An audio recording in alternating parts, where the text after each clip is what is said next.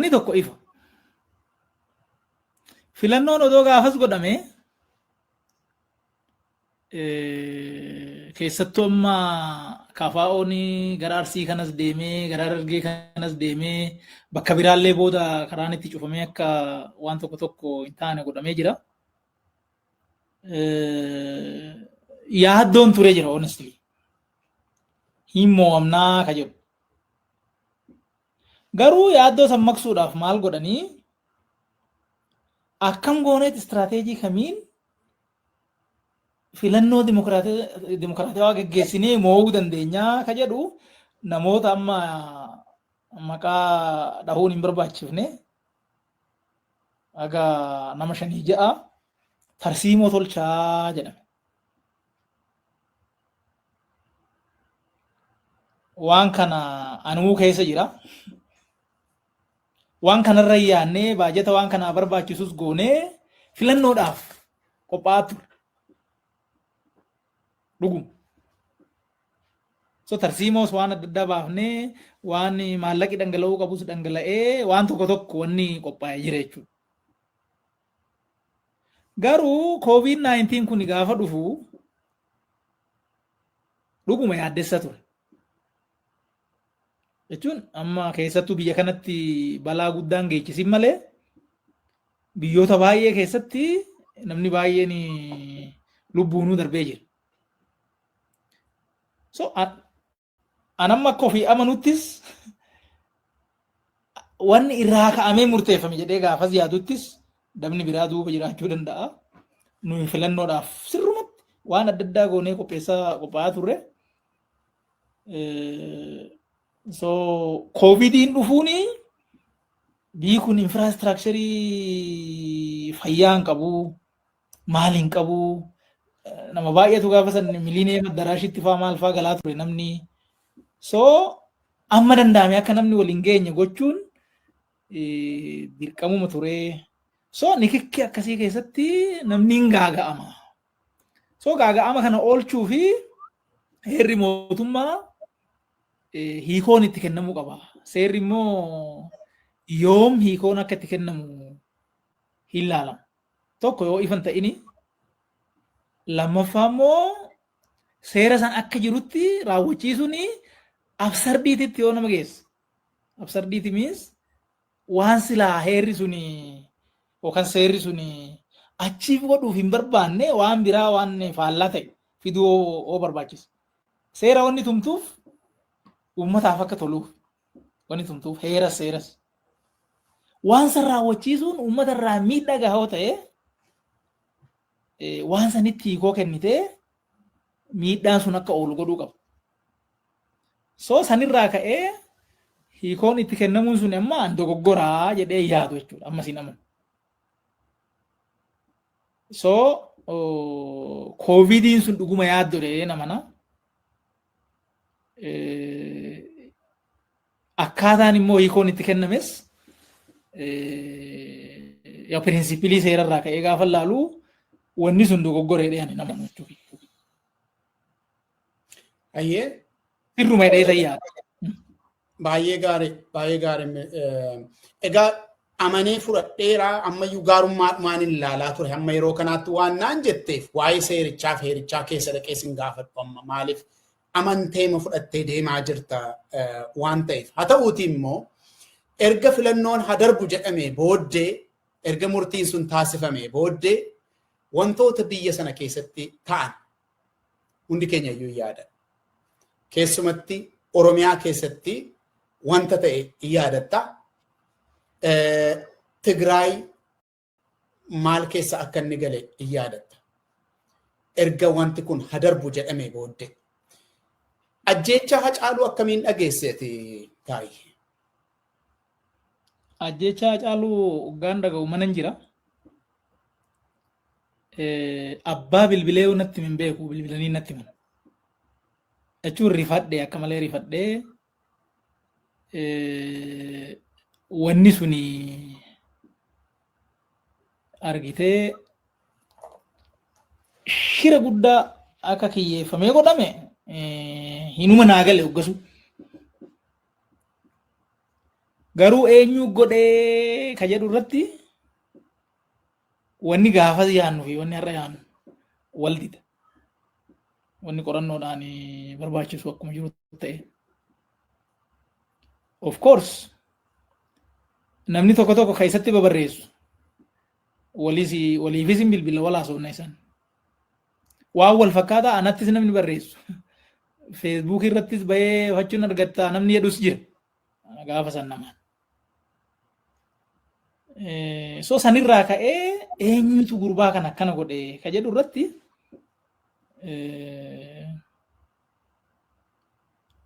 gaafa san akkitti yaanne jira jechuudha. Gaafa san akkitti yaanne. Barii san immoo wanni ilaallu ajjeechaan isaa kuni eenyuuf maal fide gaafa itti ati ilaaltu abbaa kiyyeesse arguu dandeecha. Loojikii waan sitti. Kun kan boodarra hubatte moo yeroo masanii? Alaaka ka boodarra malee boodarra bultee. Gaafas bar miira keessa jirta. Miira keessa jirta. Faaktiiwwan tokko tokkos qabdaa. Namni isatti dhaadachaa tures jira. Namni miiseejiitti ergu jira. San quban qaba waliinis haasofnee beekna. So sanarraa kaatee namni waan kana godhe eenyu gaafa jettu bakka laaltu qabdu. Achi booda garuu eenyutu achirraa maal buufate yoo jettu I don't think gaafas irraa wanni dimokiraasii jedhamu Oromiyaa keessatti akka malee miidhama. Quba qabaadhu. Duuba deebinee ilaaluu hin dandeenye. Tokkummaan Oromoo gaafas akka malee miidhama. Hariiroon Oromoo fi sabaaf sablammiin biraa qabus tokko ka gaafa Jawaar marfameeti miidhaan xiqqoo tokko gaheera gaafasu. Akka malee hubaatii guddaan ka gahe garuu ka gaafa Hacaaluuti. Sabaaf sablammii wajjin hariiroo hin qabne hin miidhama. Sanirraa ka'ee immoo jeeqama san keessa namoonni siyaasaa gurguddaan hidhaa seenu. Imeejii san keessa jechuudha. So kuni boodatti qorannoon akkamitti qoratameet maaltu eenyutu an jedhu boodatti dhufu. Garuu akka gaafa duraa yaade sanii kallattiidhaan abbaa baluutii jedhee achi jiru jechuudha. Mamii baay'een qabu. So filannoodhaa wajjin wanni ati wal qabsiiftee amma kaaftu guyyaa san aneemu koominikeetariidha. On the ground wanna hojjetamu hin beeku. Odeeffannoo nageenya irraan fudhaa, odeeffannoo caasaa adda addaa irraa dhufa. So odeeffannoo kana qabadheetan koominikeet godha. Malee amma as a communicator ati lafa buutee biyya kanatti maal jettee qorannoodhaan ati hin qabdu. Poolisii waan fiduu qabaa, maal waan fiduu qabaa kana laalta. Wanni booda argine maali? Miseensota ABO fi miseensota KFO boodarra jechuudha bulle. Ta'ee jedhamee jeeqama sanii wal qabsiifamee akka guuramanii hidhaman godhamaniiru. Wanni sun. So waajjirri baay'eenis gaafa san boodarra gaafa laallu cufame.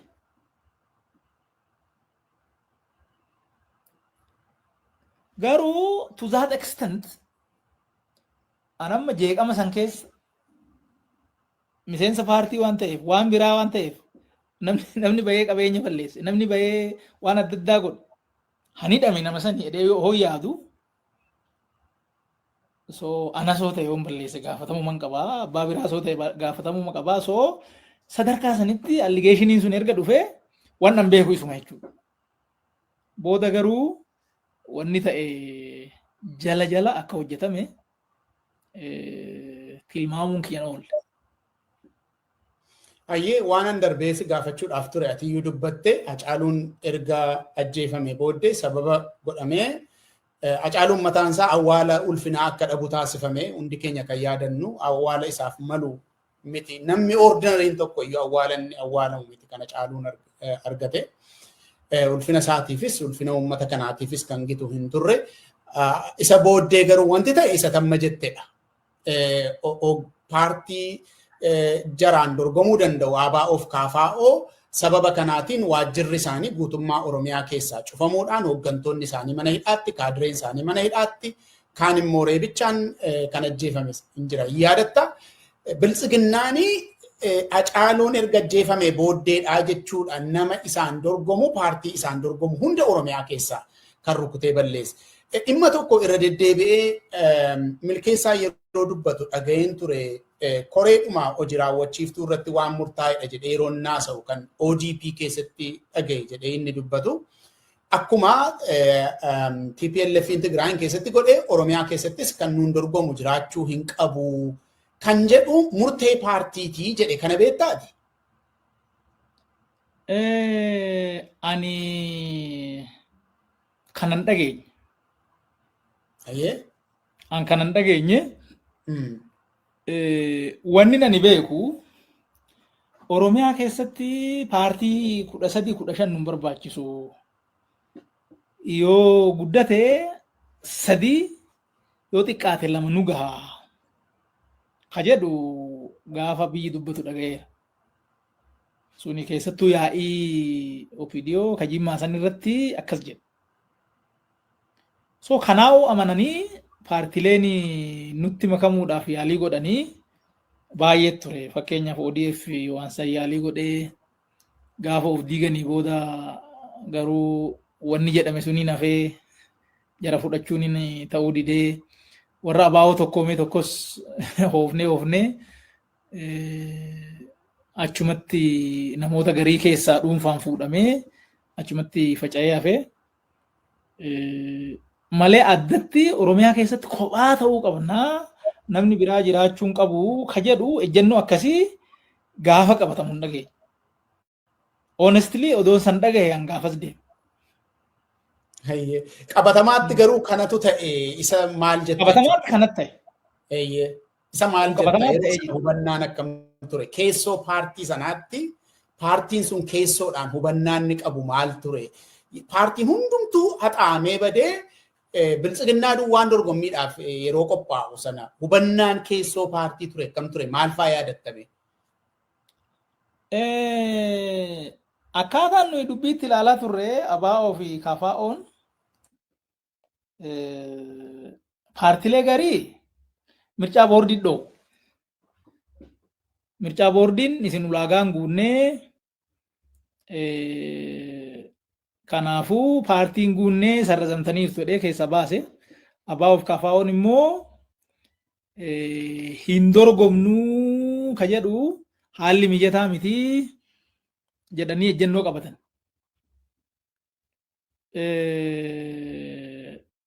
Akkaataan ani bakka hin jiru ta'ee ilaalaa turetti immoo argitee dorgommiin dhoowwan turre.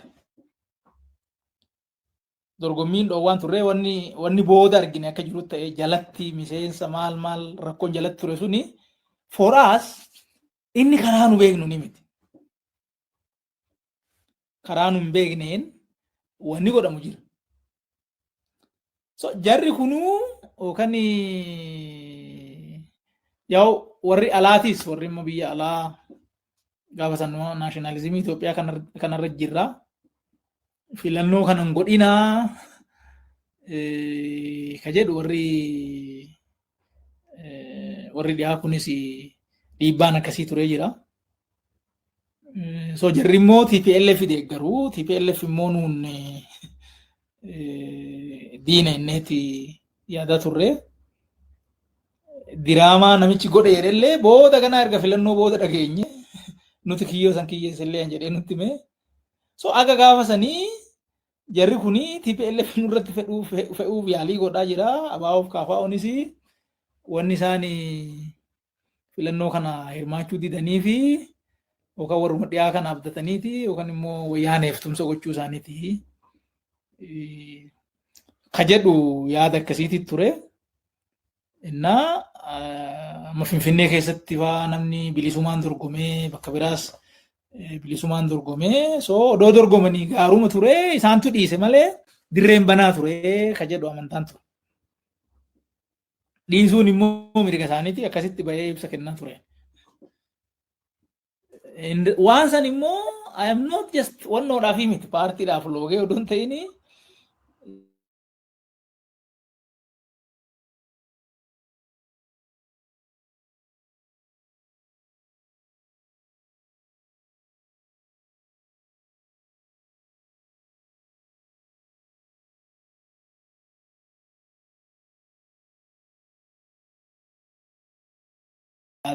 waan tureefi deemsi filannoo sanii outright wanni an argee fi wanni ani sirrii kana jedhee amanee qabachaa deemaa ture suni sirrumaa jedhee ittiin akkasitti deemee jechuudha. Akka dubbannaa yoo ta'e immoo waan sirni sun natti kennateen dubbadhaa hojiin koo isadhaa jette. Akkas. Gaaffii xumuraa waa'ee filannoo 2021 irratti egaa wanti hammi kun ta'ee uummata ati bakka buutee dhufte uummata ati qabsaa'uu fi barbaaddu Oromiyaan biltsiginnaadhaa alatti homaa bakka bu'iinsa hin qabu ture. Finfinnee keessatti illee namni tokko lama akkas waan tokko argateera. Naannoo Amaaraatti aabin baay'ee argateera. Ati immoo silarraa kaaftee yeroo iyyuu natti himtu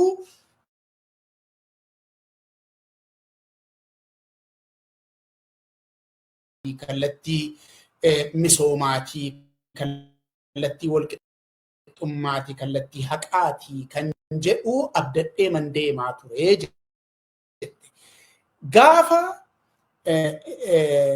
biltsiginnaa malee homtuu dhabamu Oromiyaa keessaa siinii homtuu sitti hin dhaga'amne akkamitti yaadde? An dorgomuun barbaachisaadha jedheen amanaa ture. Wanni amanaa ture kafaa of baa'uuni filannoo keessa ba'uun isaanii sirrii miti isaantu balleessee jedheen amanaa ture. Seenuu jedhanii seenuu irra ture. So yaada injifataa qabnaa odoo dhufanii muunaa jedheen amanaa ture dhufuu didanii so jarri yaadan qabanii sodaatanii tafanii ka jedhu yaada ture jechuudha. Wanni immoo duratti sitti himee wanni miseensa isaaniitti irratti jalaan qunxuuxxaan jalaan godhamu wanni quban qabu. Dhuguman hin beekne. Malee wanni hin beekee jara kanarratti daba gochuu godhan qabu. Odeeffannoon ani qabuun jarri beekatuma didanii. Wanni didaniif immoo dorgomnee moomamuurraa hin dhiifne jechuu nu wayya. Paartii kana hin dandeenyu. Jedhanii sadarkaa sanii yaadanii keessa hafanii ka jedhu yaadaa turan yeroo sanitti. Jechuun yaadni sun hin mo'ata. Jechuun dhuguma beeke yaadni akkasii namni akkasitti qindeeffatee yaada qabatee dhufe hin jiru. So yaada kanaatis nuti irra wayyaa ka jedhu yaadaa ture. So kophaa dorgomuun akka hin miidhagne numan beeka. Haa ta'u immoo namni seenee dorgome tokko anafaadha. Ani abbaa fedheefuu waan intarestii uummata kanaa dabarsee naman kennine.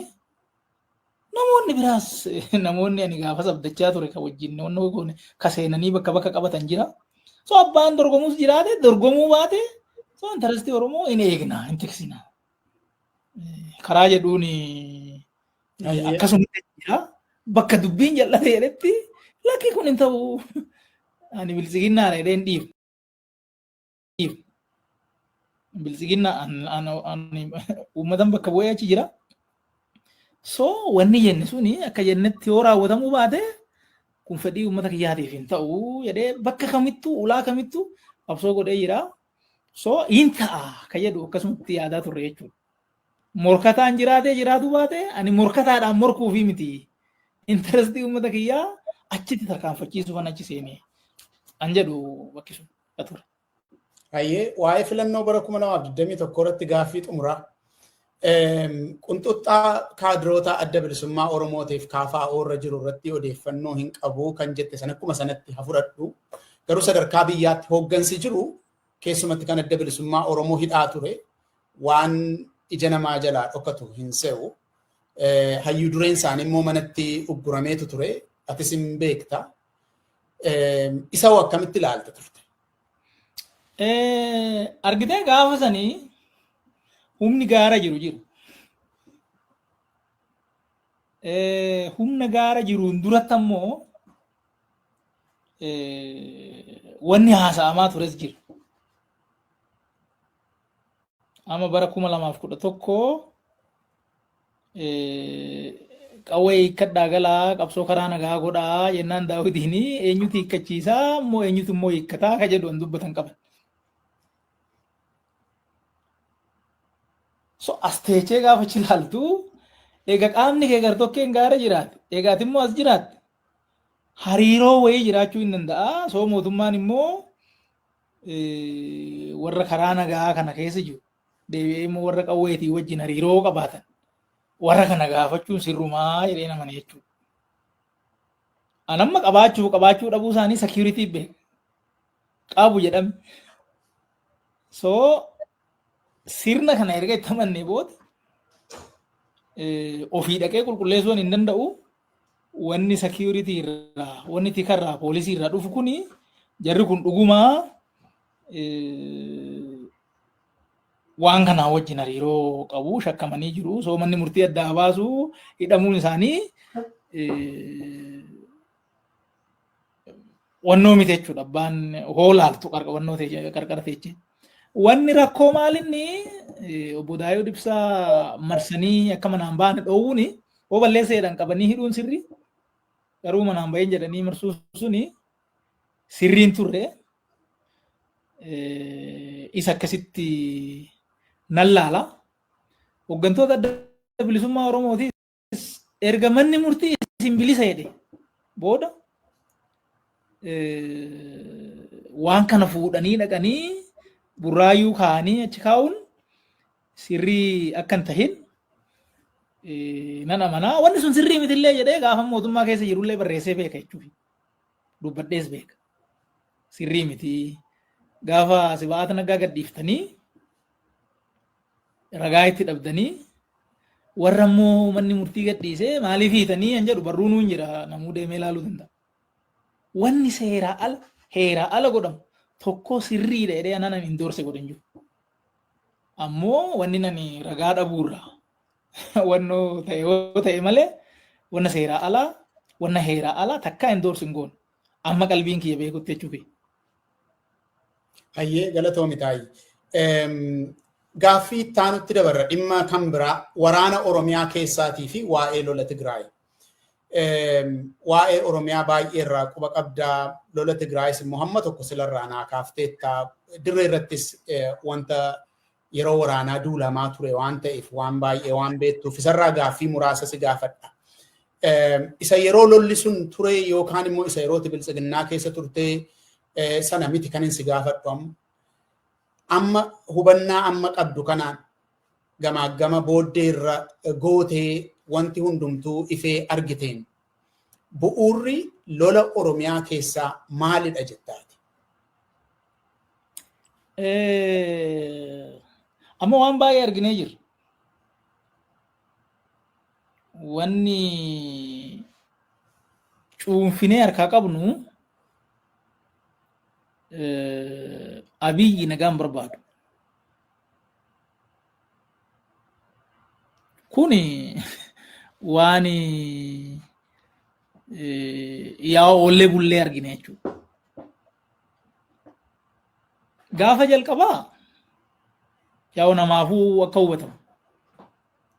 Qabsoon Oromoo kan injifate karaa nagayaati.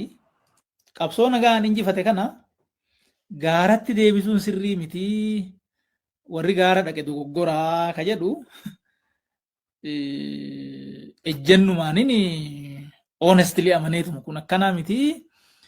Yoo wanni Oromoo waan karaa irraa godhu jiraate qabsoon Oromoo karaa nagaa mo'atee waan beekuufi ammas karuma nagaa kana itti fufsiisuu malee gaara seenuun sirrii miti jedhu honestly amanaa ture. Waan san dogoggoraa ka jedhuu fi warruma gaara seenetu rakkoo qabaa ka jedhu ni amanaa ture. Booda garuu rakkina nageenyaa kanaa uummanni keenya itti dararamee jira. Qabeenya isaa itti dhabee jira. Jiruu isaa itti dhabee jira. Manni isaa itti gubataa jira. Lubbuun isaa itti badaa jira. Waan kana madda isaa qorannee rakkoon kun furmaata argatu gaafan jedhee ani kaasu namni waan kanaaf gurra kennu hin turre. Gaafani waajjira ODP ture waggaa 3 achi ture. Waggaa 3 san guutuu torban lama torbanii wal geenya maaneejmentii. Dubbii hannaatii fi dubbii nageenyaa gaafan kaasiin hin qabu baay'isoo. Kana bira immoo darbee bara 2011 Gurraandhala keessa sanadii san dura qopheessinee galchine biyya kana keessatti rakkoon jeeqamni nageenyaa dhufuuf ta'a.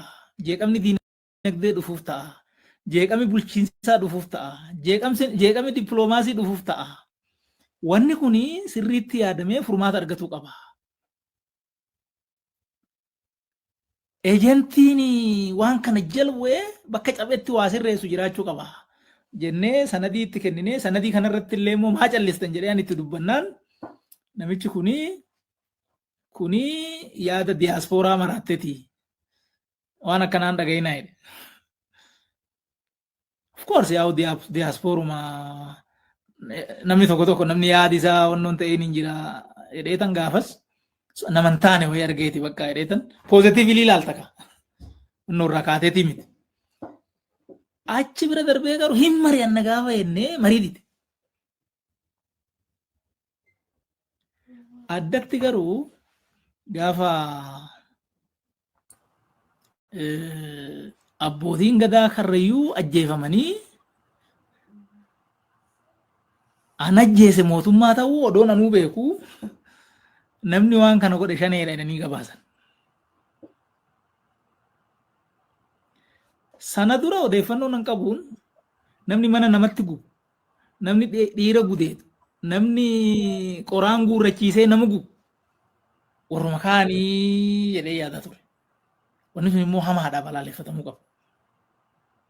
Gaafa garuu abbootii gadaa ofii ajjeese mootummaan jarata ajjeese gaafa jedhu waan kanaan dura jedhamaa ture sanillee duubatti deebitee dhuguma moo dhugaa miti jettee laalta jechuudha. Egaa waan sobaa amma argatte. Tirastiin kee kaleessatiifis duubatti deebi'ee ilaala jechuudha. So nagaan Oromiyaa keessa akka jiraatu hin barbaadamu hin barbaadu namni kun. Jedhee gaafa laalu nagaan haa bu'u jedhee isattuu himee caluma jedha. Gaafa sana. Mari'annee rakkoo paartii keessa jiru haa hiiknuun jedhee hin dide. So obsee malee anaa'u dubbii waan gaara na galchu ture jechuudha. Anuma mataa kee. Jechuun wanni godhamu. Dhuguma bee. Ejjannumaan karuma nagaatan deema. Ka jedhuun obsita malee dhiibbaan godhamu maal godhamu waan silaati waan ati gatii bara meeqaa itti baafte kana gaafa namni itti taphatu jechuun si oofuu danda'a. So akka namni carraa nagaa dhabee garasitti deemu wanni godhame gamana akka jiru tilmaamuun sin dhibu jechuudha. Addatti garuu hoome rakkoon sirriin naa gale. Gaafa dubbii mariisan. Mariin gaafa godhamee marii marsaa jalqabaa. Marii kan sirna bilchiginnaatiif kan waraana bilisummaa Oromootti. Gaafi marii sun godhamu marii marsaa duraa walitti deebinanii addaan bahan. Achirraa waan dubbattu hin qabdu. Marii marsaa lammaffaa akka fashalu ka hojjete mootummaa ta'uu nan beeka. Maaliin barte taa'e? Wanni ittiin baree waa 3-4 kaasuu dandeenya. Tokkoffaa gaafa mariin jalqabame Gaafa mariin jalqabame ololli eegalan. Ololli kun maal jedha? Shaneen badaa jirtii cabsaa jirraa balleessineena. Mariin jalqabame beeka. Silaa yeroo akkanaa wanni ati godhuu qabdu yoo silaa nagaan jarri immoo waan kana hin jenne. Akkana isiniin jedhanii baddammoo jennaan lakkii naamusi marii kanaa kanan ibsuu nuyi amma yaada asirratti homaan dubbannuu jedhe jarri gaara jiru. Isin balleessinedha mootummaan akkam jettan jennaan amma hin dubbannu nuyi jedhan. Maal jennaan disipiliin. Faallaa disipiliinii mariisanii deemu. Lammaffaa bariitu mariin sun fashaluu wanni mariin sun fashaleef maaliif akka ta'ee jarri kaan hin himne. Waan irratti wal dhabne jiraa jedhan.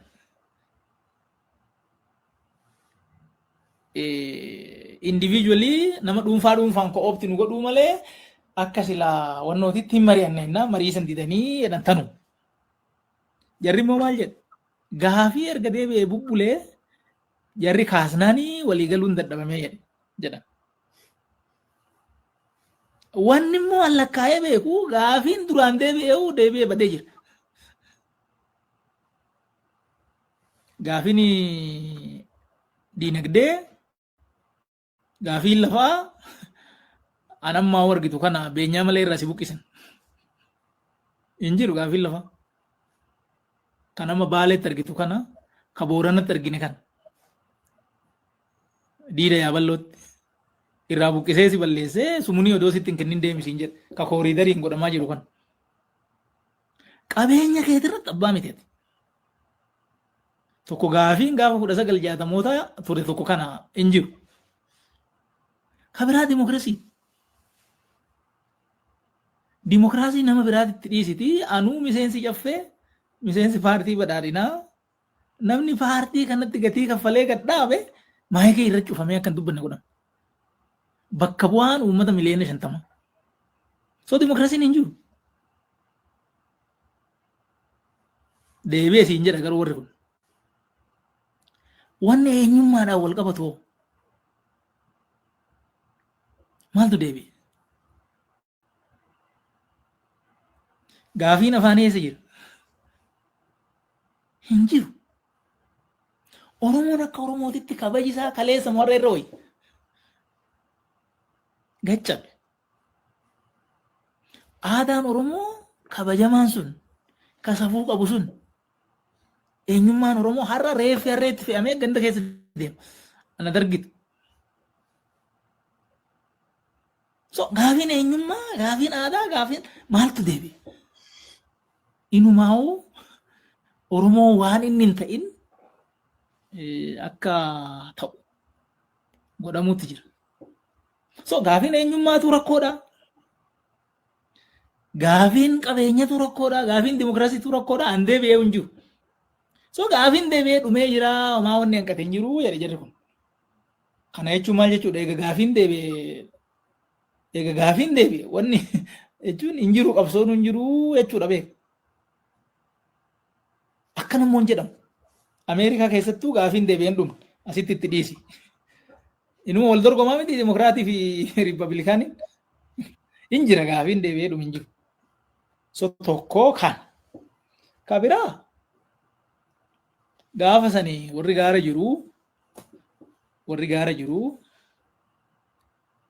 argitee kutannoo nagaa saniitiif jecha namni riphee lolaa hoogganu kan mootummaan balleessuuf barbaadu nagaa sanii jecha qilleensa mootummaa keessatti xayyaara yaabbatee nagaan bahuu fi bahuu dhabuu isaa odoo hin beekin bakka nageenya araaraa dubbii marii jedhan san deemu. Gama sanii kutannoo anatti argisiisa anatti loojikii dhabu. Haga har'aatitti nama akkana godhe dhaga'ee hin beeku. maybe an geetachoo fa'aa saarqaan fa'aa akkamitti akka ta'e hin beeku. Akkamitti akka bahan. Of course isaan natsaa mareetii qabu, lafa wannoo qabu, guutuutti qilleensi bakka sanitti to'atamaa miti, lafas mootummaan wannoo hin qabu ta'uu danda'a. Kaabiraa ka arfaffaa maali? Jarri kun marii annan beeka. Eenyu wajjin marii didan? Nama ganaa isaanan garagarcha jedhee qawwee kaasetti dhiisate. Jaran hin jigdanii, hin kuftanii, hin kufnaa akkanatti hin ta'uu koota hin mari'annaa nama jedhu nama akka kiyyaafa. Ka intarestii biraan qabu. Garuu uummatuma kanaa waan tolu haa goonu. Aangoo keessanitti ani dharraatti na jemu.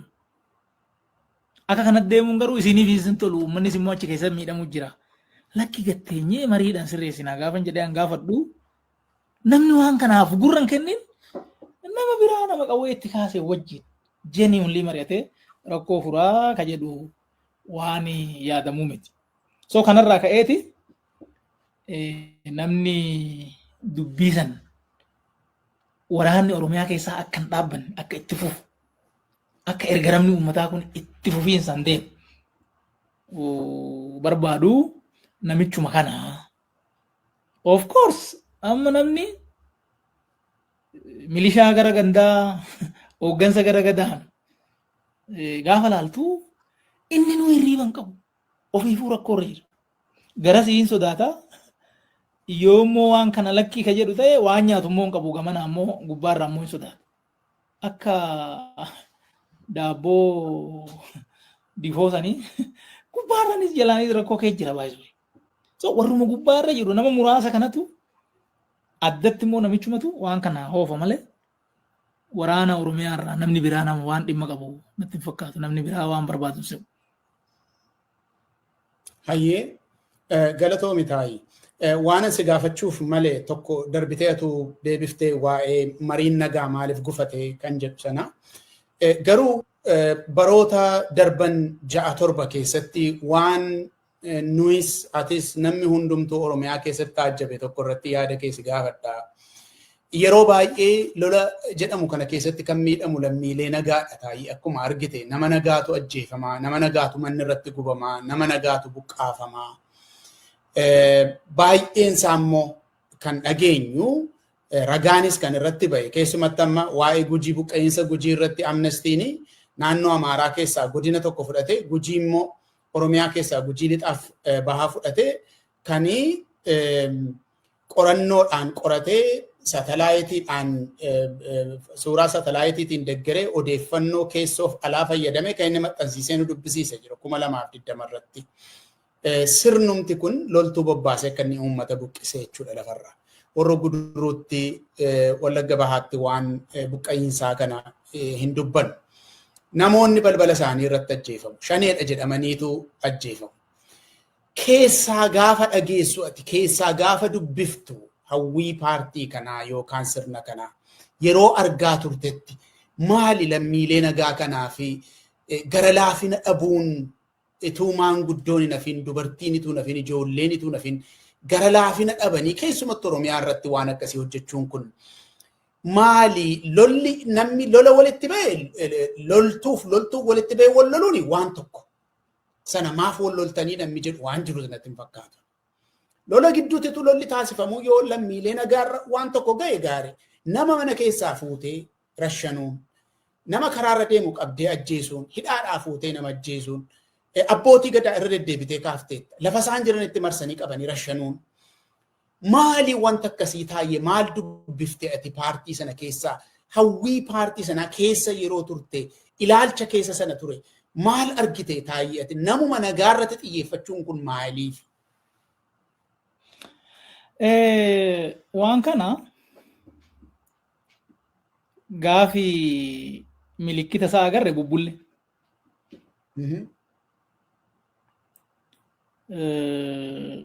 Fiqaaduu Tasammaa bakka an jirutti maatiin Shanee haa hidhamuu gaafa san waajjira paartiitiin jira. Maatii Shanee hidhaa yoo ilmi waraana bilisummaa Oromoo ta'ee abbaanis haatis obboleessis obboleettiinis haa hidhamanii jechuudha. Qajeelfama kun. Qajeelfama. Awwaan kana mormeera maali wanni akkanaa akkamitti yakka kiyyaaf obboleessi kiyya akkamitti gaafatama? Yakka kiyyaaf ilmi kiyya akkamitti gaafatama? Yookaan abbaan kiyya akkamitti gaafatama? Wanni akkanaa biyya kam jira ka jedhu gaafadheera.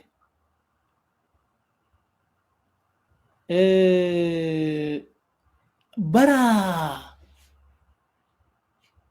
2012 natti fakkaata. Odoo koovidiin hin dhufin sababuma waraana bilisummaa Oromoo kanaan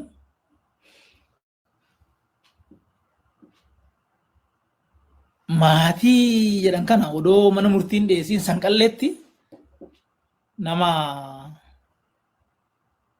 lakkoofsi isaa guddaa gara nama 5,000-6,000 dhiyaatu. Maatii maatii waanuma obboleessa taateef waanuma dhirsi yonnoo ta'eef niitiin waan akkanaa kun hidhamee ture achitti makaraa meeqa arganii booda gadhiifaman. Yeroo sanitti namni waan kana balleessu jiru warruma naannoorra jiru malee namichi gara mataa jiru waan kanarra harkan qabu ka jedhu ni yaadatu. Hagani bara 2014 argee walii wajjin dubbadhee akka namichi kun naatoo Oromoo takka of biraa hin qabne hagan argutti jalumatti waa babbadaa malee isa balleessaa quban qabu. So maal inni wanni siivilii irratti raawwatamu kuni hidhaan kuni ajjechaan kuni yoo jettee gaafattu tokko qajeelfamaan gabbu'e namni qajeelfama buuse immoo bara 2015 nama shaneedhaan shakkitanii hiitanii wajjin hin rakkatinaati hafuura dhokfadhaa ajjeesaa gaafa inni jedhee kallattii kennu saadasa 2015 ofiifan dhagaye koree giddu galeessa irratti namichi waan duratti sii kaase san. Waliigalatti garuu kaayyoo waan kanaa maalinni ati kaayoo feete foo gaara seentu ati nama tokko taatee yoo gaara seente namni qe'eetti si hafu firrii nama 5, 6, 10 ta'uu danda'a. Kana hundumarra rakkoon gaa jettee hoo yaaddu fi yoo boru deemuuf ka yaaddu ta'e namni waan kana sodaatee gara kan akka hin dhabne ana qofa miti maatii kiyya guutuu baduu deemaa kanaafuu bakka anatti haafuu akka namni jedhu yaada akkasii qabaachuurraa ta'uu mala.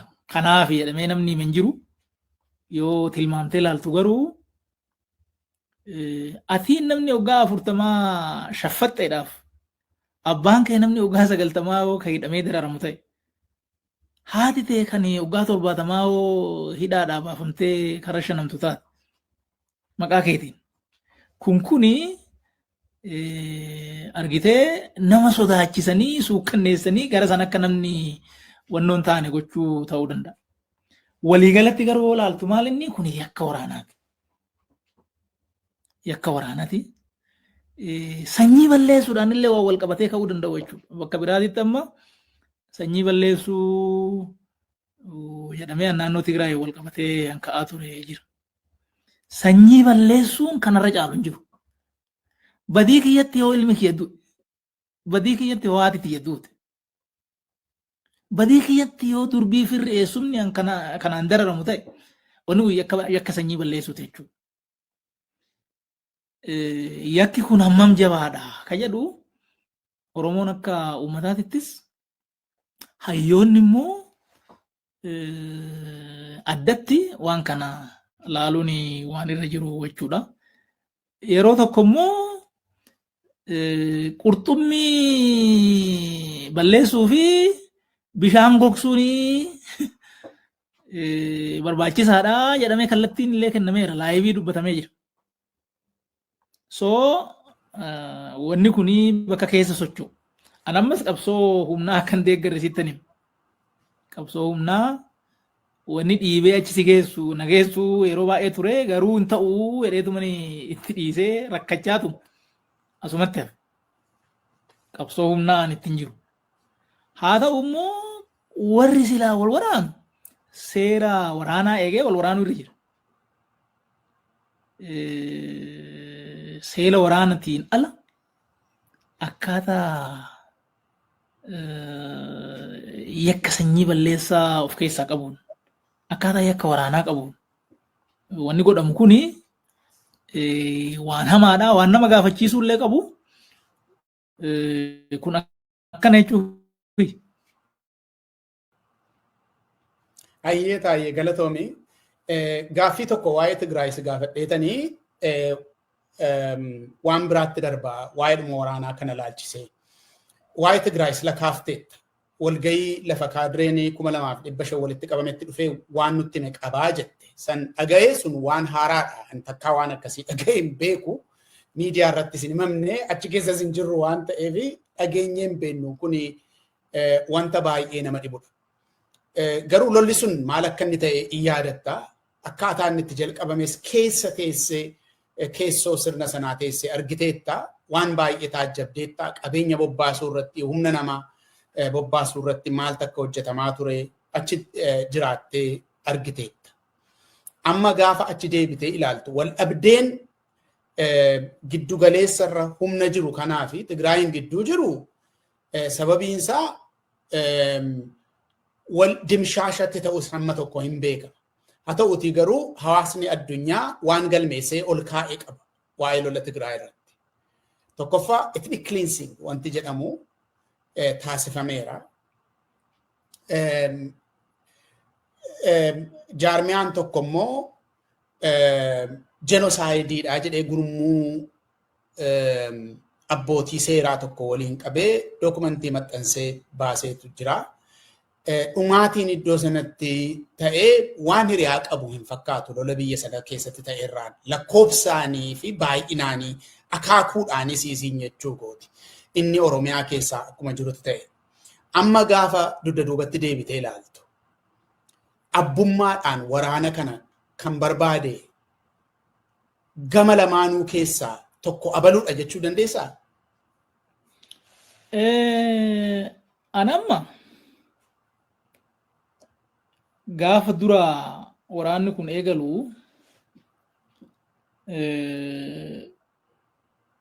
ajaji kaabaa waraana Itoophiyaa rukutamuun dhuguma. Waraanni kun immoo wanni inni achi dhaqeef uummatuma san eeguuf. Achumatti isuma eegattu.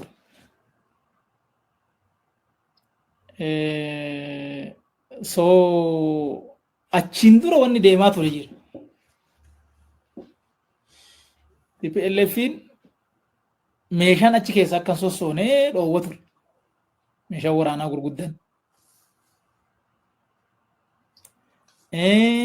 Ajaja kaabaa sanitti illee nama jijjiirreennaan nama jijjiirinaallee jedhee dhoowwee ture. Waan kan kana gaafa qabattee ilaaltu TPLFin yookaan Hawwaat waan himallee waan gochaa ture in argita. Maal jennaan waraana kan ajaju naannoo odoon ta'inii biyyata ajajaa yoo meeshaa sossoosuu barbaadeen sossoosaa yoo ajaja jijjiiruu barbaadeen jijjiiraa hin ta'uu ka jedhu suni akkasitti ilaala. So haga namichi dhufee waan kana nuuf godhe jedhutti yakka saniif abbaan TPLF. TPLFin biyya irratti yakka raawwatee jira. So yakka akkasii immoo gaafa humna waraanaa biyyaatti irratti raawwatamee olaantummaan seeraa kabajamuu qaba. Han jedhu kuni anaaf sirruma jechuudha. Gaafa san. waan kana nutu shiraan godhe gaafa jedhe booda egaa abbaan ana jedhe waan atuu gootu hin jiru jechuudha. Ana godhee garuu haga inni kana natti himutti ani abbaan TPLF fedheetu mana manee namichi Seekkoo Turee jedhamu tokkos waan kana daqiiqaa 45 keessatti rukunnee finnee an jedhu dubbatee ture. So san wajjin walitti qabdee TPLFitu waraanaan deebi'ee biyya kana qabachuudhaaf waan wannu jedhe san godhee isa godhe abbaan isaa ka jedhu yaadaa ture. Waraana kana immoo gaafa ka'u waraanni achi keessatti nama kilee hin gochuun dhabu, qabeenyi baduun dhabu, namni baduun dhabu. Wanni kun itti gaafatamaa guddaan TPLF mataa isaati ka jedhu yaadaa ture. Gaafa TPLF miti jedhee booda yaadu wanni an gaafadhe waa lama sadii jira. Tokko waraana saniin dura, rukuttaa saniin dura waraanni fe'amee gara naannoo Tigraay deemaa ture. Hin seenne malee gara qarqaraa kana oluma sissiqaa ture. Ajjeechaan Wallagga lixaa aanaa tolee ganda toleeti moo maal inni Ganda Tolee. Ganda tolee keessatti godhame sunis eenyu godhee akkamitti godhamee ganaa waan silaa addan bahin. Sunummoo waan biraatiif booda kalaaltu. Nuyi gaafas akkatti hiikne qabna. Booda immoo akkatti ilaalamu mataasaa qaba. Achi booda waraanni bakka ciisetti rukutame gaafa deebitee qalbiitti deebitee yaaddu. Gaafa sin aarta gaafa dura akka fe'eesaa ta'u difeendi godhuuf deemta. Booda garuu gaafa ciistee deebitee yaaddu waraanni bakka ciisetti waraaname jedhama. Tokkoffaa waraanni maaliif ciisayyu? Amma olaaltu jechuudha. Jechuun waraanni sila biyya iyyuu eegu akkamitti of eeguu dhiise ciisa. Ka biyya eeguuf achi jiru. Tokko jedhe. Lammaffaa TPLF sadarkaa kanatti gaafa inni of gurmeessee waan kana godhuu deemu. TPLF hin goone jechaan jiru ammas. Gaafa inni waan kana gochuu deemu waajjirri tikaa maal eega? Akkamitti marrajaan takka ittiin dhabamtu? Tiki waraanaa maal eega? Kiliira adalla maal duuba deebitee gaafa laaltu. Hankana hundaa olii garuu maal? Warri waan kanarra ture gaafas. Warri tika waraana dirra ture. Warri tika biyyaalessaa irra ture. Maaliif ittiin gaafatamin yakkan mana ga'u kana maal maangoo gadhiisanii hin bahin oo gaafatamullee baatan.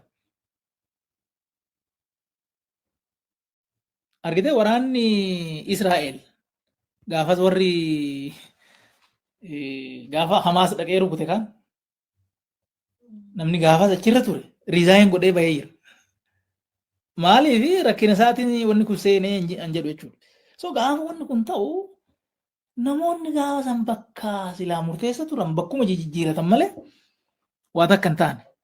Hundaa ol garuu namichi dhufee nu godhee wanni gooneef immoo kanaa fi jara caasaa keessaa balleessuu fi jedhee ofii nutti hime bakka nama 2,500 taanee jirrutti. So kanaafuu amma abbaan isaa jennee lafa kaa'uu hin dandeenya